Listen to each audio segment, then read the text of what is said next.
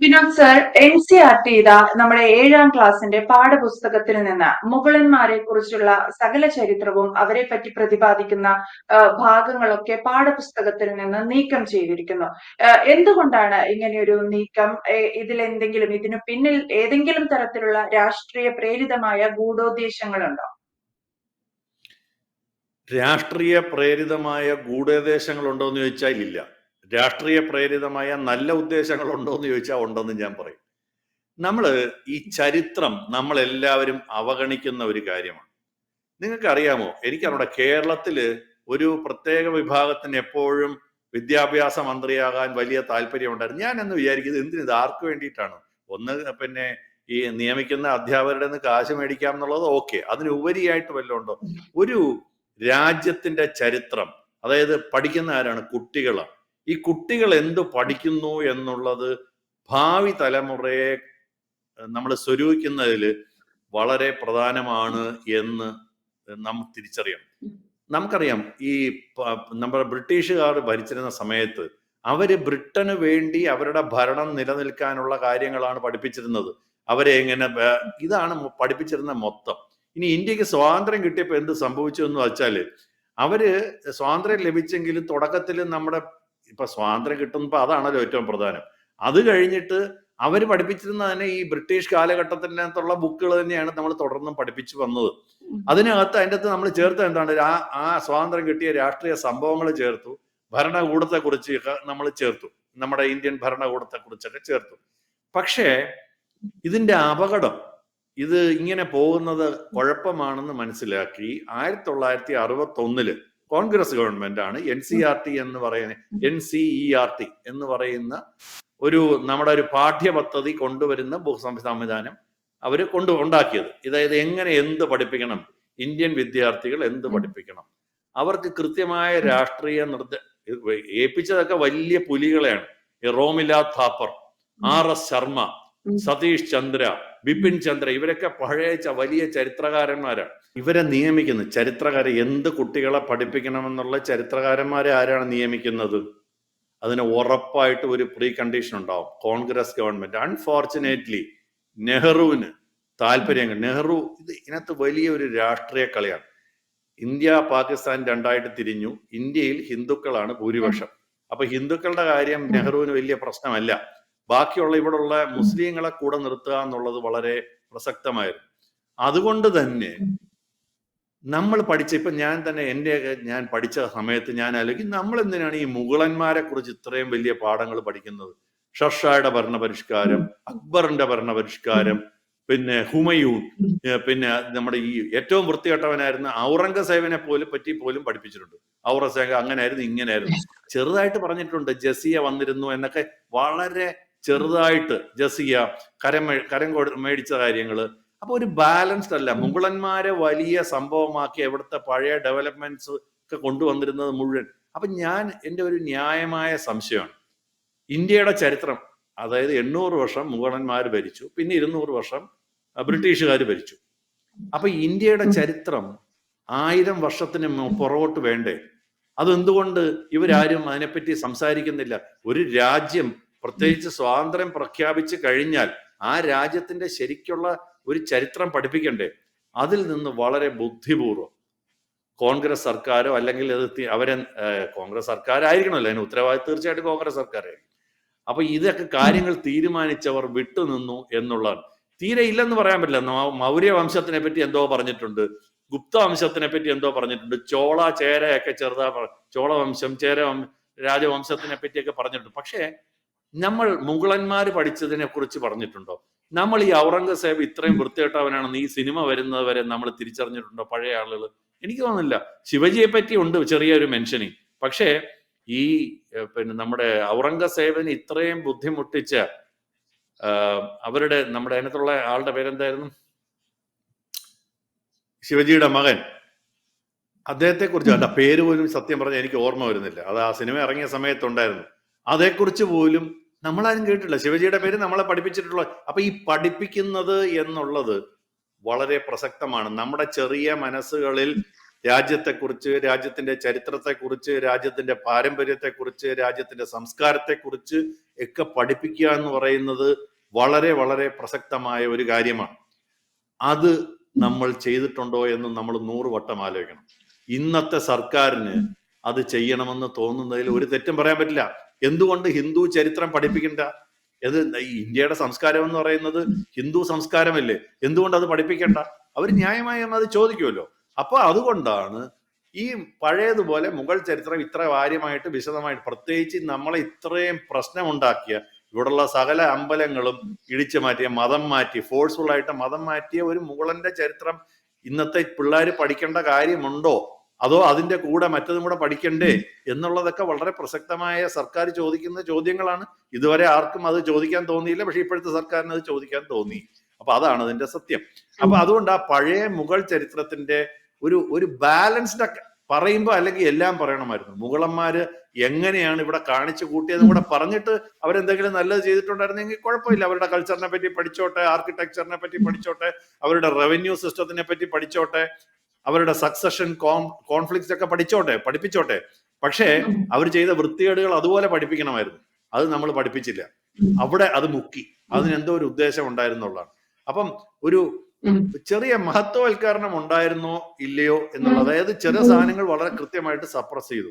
നമ്മുടെ ചാലുക്യന്മാരെ പറ്റി പഠിപ്പിച്ചിട്ടില്ല, നമ്മുടെ വിജയനഗര സാമ്രാജ്യത്തെ കുറിച്ച് പഠിപ്പിച്ചിട്ടില്ല, രജപുത്രന്മാരെ കുറിച്ച് പഠിപ്പിച്ചിട്ടില്ല, മറാത്തക്കാരെ കുറിച്ച് എന്തുകൊണ്ട് പഠിപ്പിച്ചില്ല? ചെറിയ ചെറിയ പാസിംഗ് മെൻഷൻ മാത്രമല്ലേ ഉള്ളൂ. നിങ്ങളൊക്കെ ഒന്ന് ആലോചിച്ച് നോക്കും, നിങ്ങളൊക്കെ പഠിച്ച സമയത്ത് ചരിത്ര പുസ്തകങ്ങൾ ഇവരെയൊക്കെ പറ്റി കേട്ടിട്ടുണ്ടോ എന്ന്. അപ്പൊ ഇതാണ് ഇന്നിപ്പോ ചില സിനിമകൾ ഇറങ്ങുമ്പോഴാണ്, ഇത്രയും വീരന്മാരായ ആളുകൾ പണ്ടുണ്ടായിരുന്നു, മുഗളന്മാരോട് ഭരിച്ച, മുഗളന്മാരോട് ഏറ്റുമുട്ടിയ, ബ്രിട്ടീഷുകാരോട് ഏറ്റുമുട്ടിയ ഇത്രയും ധീര വീര പുരുഷന്മാർ നമുക്ക് പറഞ്ഞപ്പോ എനിക്ക് സത്യം പറഞ്ഞ ഇത് രോമം ഒഴിച്ചു വരും. അതെന്തുകൊണ്ട് നമ്മൾ പറഞ്ഞില്ല എന്നുള്ളതാണ്. അല്ല, അത് എന്തുകൊണ്ട് നമ്മൾ പറഞ്ഞില്ല? നമ്മളത് പഠിക്കണ്ടേ? അതല്ലേ നമ്മുടെ ശരിയായ ചരിത്രം. അല്ലാതെ മുഗളന്റെ ചരിത്രം, നമ്മളെ കീഴടക്കിയ മുഗളന്റെ ചരിത്രമാണോ ചരിത്രം? അവിടെയാണ് ഒരു കള്ളക്കളി നടന്നിട്ടുണ്ടെന്നുള്ളത് നമ്മൾ സംശയിക്കേണ്ടത്.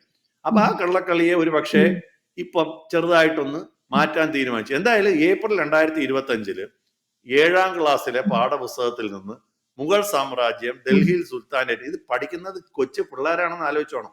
അവരെ സംബന്ധിച്ച അധ്യായങ്ങൾ പൂർണ്ണമായി ഇപ്പൊ നീക്കം ചെയ്തിട്ടുണ്ട് NCERT. ഈ 12ാം ക്ലാസ്സിൽ നിന്ന് കുറച്ച് നേരത്തെ തന്നെ അത് ചെയ്തിരുന്നു. എനിക്ക് തോന്നുന്നു കുറച്ച് വർഷങ്ങൾക്ക് മുമ്പ് തന്നെ അത് ചെയ്തു. പകരം ഇപ്പൊ കുറച്ചും കൂടെ ബാലൻസ്ഡ് ആയിട്ടാണ്. ഇപ്പൊ മഗധ, മൗര്യ, ശുംഗ, ഈ ശതവാഹന, ഈ രാജവംശങ്ങളെ കുറിച്ചൊക്കെ കൂടുതൽ വിശദമായ കാര്യങ്ങൾ അവിടെ ചേർത്തിട്ടുണ്ട്. ഒരുവന്റെ ഭൂമി എങ്ങനെ പവിത്രമാകണം എന്നൊരു പുതിയ അധ്യായമുണ്ട്. അത് ഹിന്ദു ആയിക്കോട്ടെ, ബുദ്ധനായിക്കോട്ടെ, സിഖ് ആയിക്കോട്ടെ, ഇസ്ലാം ആയിക്കോട്ടെ, ക്രിസ്തു മതം ആയിക്കോട്ടെ, എങ്ങനെയാണ് അങ്ങനത്തെ ഒരു കൾച്ചർ ഡെവലപ്പ് ചെയ്യുമ്പം ആ ഭൂമി അവരവർക്ക് പുണ്യഭൂമിയായി മാറുന്നു. എല്ലാ മതങ്ങളെ കുറിച്ചും അതിനകത്ത് പറഞ്ഞിട്ടുണ്ട്. മാത്രമല്ല തീർത്ഥാടനങ്ങളെ കുറിച്ച്, പുണ്യഭൂമികളെ കുറിച്ച് എല്ലാം ഈ നമ്മുടെ ഒരു മതത്തിലെ മാത്രമല്ല പറയണത്, എല്ലാ മതങ്ങളിലെയും അതേക്കുറിച്ച് പറഞ്ഞിട്ടുണ്ട്. നമ്മുടെ 660 പേര്, ദശലക്ഷം പേരുടെ ഒരു പഴയ പങ്കാളിത്തം ഇന്ത്യയുടെ ചരിത്രത്തിൽ എന്തായിരുന്നു എന്ന് പറഞ്ഞിട്ടുണ്ട്. 2025 നടന്ന മഹാകുംഭമേള എന്ന ഒരു വലിയ സംഭവത്തെ കുറിച്ച് അതിനകത്ത് ചർച്ച ചെയ്യുന്നു. മേക്ക് ഇൻ ഇന്ത്യയെ കുറിച്ച് ചർച്ച ചെയ്യുന്നു. ബേട്ടി ബച്ചാവോ, ബേട്ടി പഠാവോ എന്നതിനെ കുറിച്ച് ചർച്ച ചെയ്യുന്നു. അടൽ ടണൽ, അതായത് ഇതൊക്കെയാണ് ഇന്ത്യയിലെ പുതിയ ചരിത്രം. അടൽ, നമുക്കറിയാലോ, ഒരു വലിയ ടണൽ ഉണ്ടാക്കി, അടൽ ടണൽ എന്ന് പറഞ്ഞിട്ട്. അപ്പൊ ഇങ്ങനെ നമ്മുടെ മറ്റൊരു വളരെ രസകരമായ ഒരു കാര്യം, ദേശീയ പതാക ഓരോ മനുഷ്യനും അവനവന്റെ വീട്ടിൽ പണ്ട് ഉയർത്താൻ പറ്റൂലായിരുന്നു. ഇന്ന് അത് ഉയർത്താനുള്ള സുപ്രീം കോടതി വിധിയെ പറ്റി പറഞ്ഞിട്ടുണ്ട്. അപ്പൊ ചുരുക്കം പറഞ്ഞാൽ നമ്മുടെ ഇന്നത്തെ കാലഘട്ടത്തിനനുസരിച്ച് ഒരു ശക്തിയുള്ള രാജ്യസ്നേഹമുള്ള, നമ്മുടെ ഏറ്റവും വലിയ പ്രശ്നം എന്താണ്? അത് കേരളത്തിൽ നോക്കിയാൽ മനസ്സിലാവും. രാജ്യസ്നേഹം ഒന്നുമില്ല. എന്തെങ്കിലും ഉണ്ടെങ്കിൽ രാഷ്ട്രീയ സ്നേഹം മാത്രമാണ്. മതസ്നേഹവും രാഷ്ട്രീയ സ്നേഹവും മാത്രമാണ് നമ്മുടെ ഇന്ന് പഠിപ്പിച്ചു വിട്ടിരിക്കുന്നത്. അത് കേരളത്തിലാണ് ഏറ്റവും മോശമായ ഒരു സാഹചര്യം. അപ്പോ അങ്ങനെ ഒരു രാജ്യത്തിനോടുള്ള ഒരു കൂറ്, അല്ലാതെ നമ്മളെ പണ്ട് കീഴടക്കിയോടുള്ള കൂറല്ല, രാജ്യത്തിനോടുള്ള ഒരു കൂറ്, നമ്മുടെ പഴയ കൾച്ചറിനോടുള്ള ഒരു കൂറ് ഉള്ള രീതിയിൽ നമ്മുടെ ഇപ്പോഴത്തെ പാഠപുസ്തകങ്ങൾ മാറ്റണമെന്ന് ഇപ്പോഴും ഭരിക്കുന്ന സർക്കാരിന് തോന്നുന്നു. സർക്കാരിന് തോന്നുന്നു എന്ന് വെച്ചാൽ ജനങ്ങൾക്ക് തോന്നുന്നു എന്നാണ് അർത്ഥം. ജനങ്ങൾ തിരഞ്ഞെടുത്ത സർക്കാരാണല്ലോ അത്. ആ തിരഞ്ഞെടുത്തവരുടെ താല്പര്യം സംരക്ഷിക്കാൻ വേണ്ടിയാണ് ഇത്രയും കൊണ്ടുവന്നത്. ഈ മുഗളന്മാരുടെ പഠിക്കണമെന്ന് എന്താണ് ഇത്ര നിർബന്ധം? ഒക്കെ അങ്ങനെ സാധനം ഉണ്ടായിരുന്നു. പക്ഷെ പഠിപ്പിക്കണമെങ്കിൽ അതിന്റെ മൊത്തം കാര്യങ്ങൾ പഠിപ്പിക്കണം. അവന്മാർ കാണിച്ചിട്ടുള്ള വൃത്തികേടുകൾ പഠിപ്പിക്കണം. ഇത്തരം ഒരു സാഹചര്യം ഇനി ഒരിക്കലും ഉണ്ടാകരുതെന്നാണ് അതിൽ നമ്മൾ പഠിക്കേണ്ട പാഠം. അതല്ല പഠിപ്പിച്ചത്. അവിടെയാണ് അതിന്റെ പ്രശ്നം കിടക്കുന്നത്. അപ്പൊ ഇതിനകത്തുള്ള ഔദ്യോഗിക വിശദീകരണത്തിൽ ചിലപ്പോൾ ഇതൊന്നും ഉണ്ടാവണമെന്നില്ല. അവർ പറഞ്ഞിരിക്കുന്നത് പിന്നെ കോവിഡ് സമയത്ത് ഒരുപാട് സ്ട്രെസ് ഉണ്ട്, അതിന്റെ ഭാഗമായി ആവശ്യമില്ലാത്തതൊക്കെ നമ്മൾ ഒഴിവാക്കുന്നു, അതിന്റെ ഭാഗമായി മുഗളന്മാരുടെ ആവശ്യമില്ലെന്ന് തോന്നി അവരെ ഒഴിവാക്കി. അപ്പൊ ഈ ദേശീയ വിദ്യാഭ്യാസ നയം എന്നൊരു സാധനമുണ്ട്, നാഷണൽ എഡ്യൂക്കേഷൻ പോളിസി 2020 വന്നിട്ടുള്ളത്. അതുപോലെ തന്നെ ദേശീയ പാഠ്യപദ്ധതിയുടെ ചട്ടക്കൂട് ഉണ്ടാക്കുന്ന 2023 അപ്പൊ ഇതൊക്കെ അനുസരിച്ച് ഇന്ത്യൻ ട്രഡീഷൻസും ഇൻഡിജിനസ് നോളജിനും കൂടുതൽ പ്രാധാന്യം നൽകണം.